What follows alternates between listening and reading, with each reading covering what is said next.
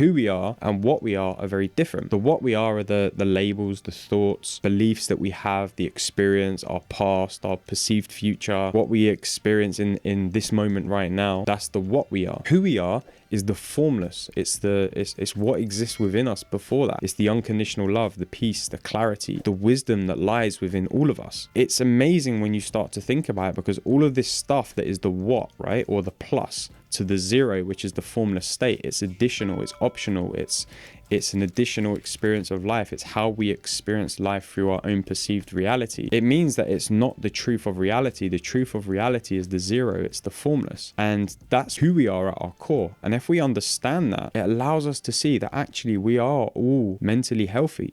What's up and welcome to my channel. My name's Alex, I'm a coach. And this podcast is all about self-development and helping you to live a happier and more fulfilling life. And on this week's In Focus session, I'll be breaking down another Syd Banks talk. And this time I'm going to be focusing on his Hawaii lectures, which I believe took place as part of a conference in Hawaii for psychologists. And it happened in the early 90s. Again, Syd's stuff isn't really widely available, which is why I want to break down some of his talks, because the stuff that he talks about to me is the fundamentals of all of existence, of how we perceive the world through thought, through psychology. It's the foundation really of, it's the science of psychology is what he's talking about.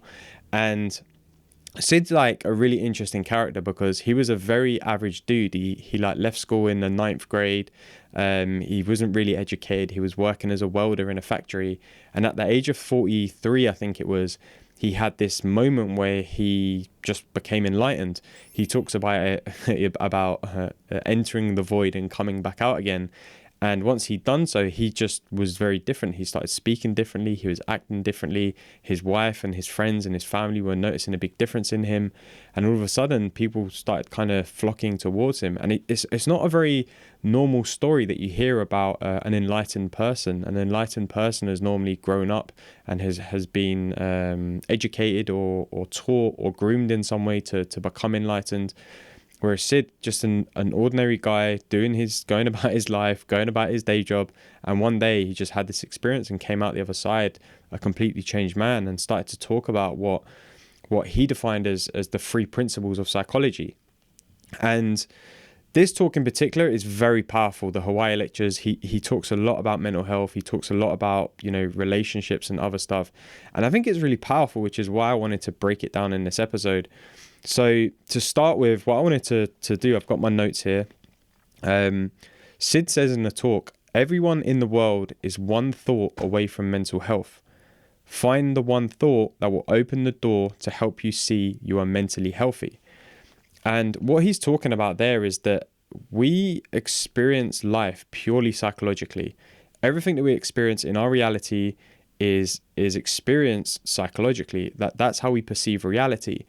And Syd talks about, universal mind, which is the kind of intelligence of all things, universal consciousness, which is the awareness of life, and universal thought, which is the awareness, allows us to perceive the awareness of existence. And he says they're the 3 principles of psychology. Without those 3 things, we wouldn't be able to experience life as we do. And he talks a lot about what he calls the formless, which is the divine, energy that exists before the form of what we see as reality. So we use these 3 principles to create the reality that we see through thought, through consciousness, through mind. And what he calls the formless is kind of before that. It's something that is within all of us. It's within the whole of the universe. And he says it's an intelligence before form. Before it's contaminated by what we call reality, i.e. contaminated by our personal thinking about the world. He says just below the surface of consciousness lies sanity and mental health. He says the physical is an illusion, a dream, it's not the truth. Formless is the purity of thought before the contamination of what we call reality. And this is huge, this is massive, because what Syd's saying is that everything that we see and everything that we perceive is being experience through our own personal lens of thinking. And it's not anything we haven't heard before, right? But what Syd's pointing to is something before that, the science of how that happens. So if we know that everything that we're seeing and is being perceived through our own lens of thinking, there must be something that exists before that. And this is what Syd calls the formless. And in this formless is that place of unconditional love, of peace, of clarity, of wisdom, of, eternal intelligence, of, just that abundance of life. And we all are that. We are all that at our core. That's our zero state in a way. That's everything that we are. And everything that we perceive from that place of the formless becomes the form of how we experience reality. It's like having a blank canvas, right? A blank canvas is the formless. And once we start to paint on the canvas, it becomes the form. We've given it some sort of form. We've given it a meaning, or we've given it a reality in a way. And this is how we experience life. Life is a blank canvas as we see it. And then we paint our own colors and our own reality based on our personal thinking onto the canvas of life. And that's what we experience as our reality. And it's very individual to everyone. And like I said, this is huge, because if we're really understanding that that is how psychology works, then everything else comes out of that experience. Our behaviors, our moods, our feelings, our emotions, our actions comes out of the paint that we're putting on the canvas, the thought that we're putting on the blank canvas of life to create our reality. And like, understanding this has changed a lot for me, because it's like, yeah, okay, you can experience anger or sadness or, happiness or joy or excitement. But if we're coming at it from the place where we understand, like, this is just an experience that is being created through my personal thinking in this moment, we see that it's not actually the truth of reality, like what Syd says, right? He says the formless is the purity of thought before contamination of what you call reality. So everything we think in some way is a contamination of reality, because it's being put through our own personal thinking and created as the experience that we have of life in front of us. And like I said, this is huge, because it's basically pointing us to the fact that we are all mentally healthy at our core. All of the problems, all of the beliefs that we have about ourselves, all of the labels that we give ourselves, they're all just this contaminated picture of reality. They're paint on the canvas. They're not the formlessness. Does that make sense? The formlessness of the blank canvas itself, which is who we really are at our core. It's like there's a saying, like, who we are and what we are very different. The what we are the labels, the thoughts, the beliefs that we have, the experience, our past, our perceived future, what we experience in this moment right now. That's the what we are. The who we are is the formless. It's what exists within us before that. It's the unconditional love, the peace, the clarity, the wisdom that lies within all of us. And it's amazing when you start to think about it, because all of this stuff that is the what, right, or the plus to the zero, which is the formless state, it's additional, it's optional, it's an additional experience of life. It's how we experience life through our own perceived reality. It means that it's not the truth of reality. The truth of reality is the zero, it's the formless. And that's what we are, and not what we are. It's who we are at our core. And if we understand that, it allows us to see that actually we are all mentally healthy. We just have to find that place within us, within ourselves. Like Syd says, you're one thought away from mental health. You find that place within yourself. You see, no matter what your situation is in life, no matter what labels you've been given or you've given yourself, you are mentally healthy. And that is so powerful. If the whole world could hear that message and understand it and experience it for themselves, the world will change. The world will be a lot more of a peaceful, loving place. The next part that I wanted to bring up in this talk is where, bearing in mind, Syd's talking to a conference of what I think is psychologists and therapists and counselors and analysts and etc. He says, going back into the past is a fallacy. He says, if you're going back into your past, you're dead meat, he says. He says, when you go back into the past, There is no cure. You're going back into the problems you're trying to get rid of. He said it's like going back into the past to solve your problems is like jumping back into the shower to dry off. And he said you've got to find the mental health that lies inside of you. Because what he's pointing at is like, it's so easy for us to put labels of like why something has happened to us. What does it mean about me? What does how do I understand it? How do I become comfortable with it? How do I heal it? How do I forgive it, right? But if you really understand, like, there is nothing to forgive because the past no longer exists. And when we take ourselves back into that place mentally, we're just recreating in our minds what we perceive that experience or that moment to have been. And when we're doing that, we're just taking ourselves back into the lived experience of that time. And it's not serving us because that time no longer exists now. Like Syd says, it's like jumping back into the shower to dry off. It doesn't make sense. And so many people, and me included in my life, I still do this to today, but I've done it a lot more previously in my life, was going back into my past, reliving situations, trying to make sense of them, trying to understand them, trying to better them, trying to forgive myself, trying to create and heal and, make better of the situation. But we can't because the past doesn't exist anymore. And if we really see that for ourselves, what Syd's pointing at is that there is nothing to heal. The only way the past can change is if we start to see it differently.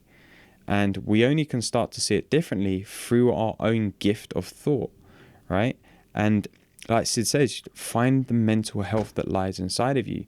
That formless mental health, that mental well-being, which is innate in all of us, it doesn't go anywhere. It's unmovable in a way. And the more that I've started to understand this for myself, the more it's easier to let go of things. It's easier to forget and forgive things. And Syd talks later in this talk about, forgiving and forgetting, which I'm gonna come onto in a bit. But it's really powerful because he's saying, like, if you're just constantly reliving and bringing up the past, you're bringing up something that doesn't actually exist anymore. And that's powerful. Like, we know we're doing it, right? But if we understand that actually the past has no bearing on who we are today, because if we remove, like I said earlier, the what, if we remove the labels, if we remove the experiences that we think we had, the meaning that we've put on those experiences, and get rid of all of that what, we're left with the formless, we're left with the who we are, we're left with the zero. And this is so powerful. It's like if as human beings we had a reset setting, right, and you could hit that reset setting at any point and go back to this zero, all of that stuff in the past wouldn't matter because you wouldn't have any recollection of it.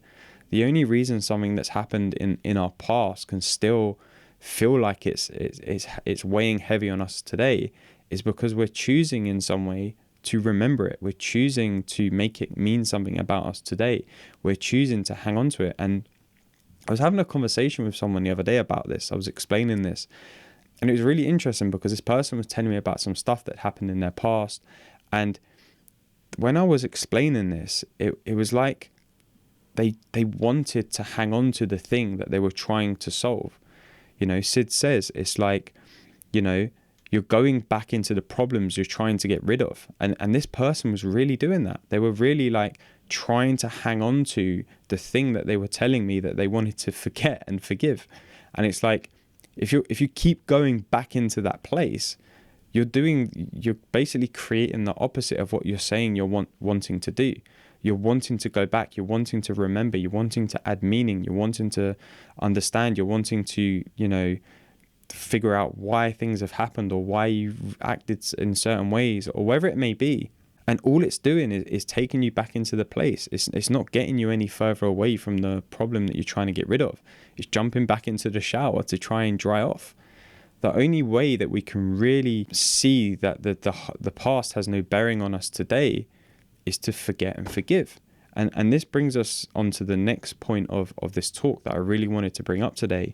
And the notes I've written on this are quite long, so But I didn't want to miss any of it out because this is really powerful. In this talk, Syd says, to forgive and forget are the same thing. If you forget, you have already forgiven. If you have animosity towards someone, you are the one who will suffer. You are the one who will suffer. You will carry around feelings of hate, anger, and hostility. You walk around with those feelings and you will see life through those feelings. You won't see life through clarity because you will be full of hostility. If you learn to forgive, it clears your mind. You will have nothing to bother you and you will see life as it is. Then he says, this is where the feeling of love comes in. If you rid yourself of all those horrible feelings, this is where love comes in. And he goes on to say, never accept that anger will help you. Only love and forgiveness will help you. If you put them together, you will see with clarity what life is, not what life isn't. And that's so powerful because we're basically constantly creating the reality and the experience of our life in every moment. And at a different point in this talk, Syd says that the mind and the brain are two separate things. He says the mind is spiritual, it's divine, it's universal, and the brain is physical. He says the brain is basically like a really high-tech computer. In whatever you input into the computer, that's what you get out. Now, he don't forget this talk's in the 90s, right? So he's talking about discs, right? So he says, if you put a disc into the computer, which is full of love, full of hate and anger and hostility and frustration, he said, all you're going to get back out is those same things: anger, hate, frustration, etc. He says, whereas when you change the disc, which is basically a change of thought in a way, seeing things differently, and the disc is full of love and peace and tranquility and joy, he says that's how you're going to see life. And really understanding this for ourselves is powerful because we're the ultimate creator of our own experience. We have the freedom of thought and a free will to use the gift of thought to create the experience of life that we want. And it's powerful. It's like the blank canvas example, right? If we've got a blank canvas in front of us, we have the free will to paint whatever we want onto that canvas. It could be just a load of paint just thrown on and chucked on. It could be a beautiful sunset. It could be a portrait of someone. It could be a painting of flowers, whatever. We have the freedom and the free will to create whatever we want. And it's the same when it comes to life. When we're creating and understanding that we're creating our experience, and we're using this amazing gift of thought that we have to create the experience we want, we see that actually there's a freedom of choice to that. We can choose how we see and experience anything because we're coming from zero, right? We're coming from the formless at all times.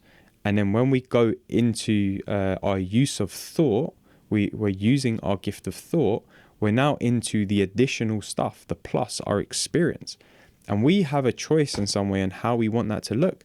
And to me, that's beautiful because a lot of our lives, we don't really feel like we have that choice.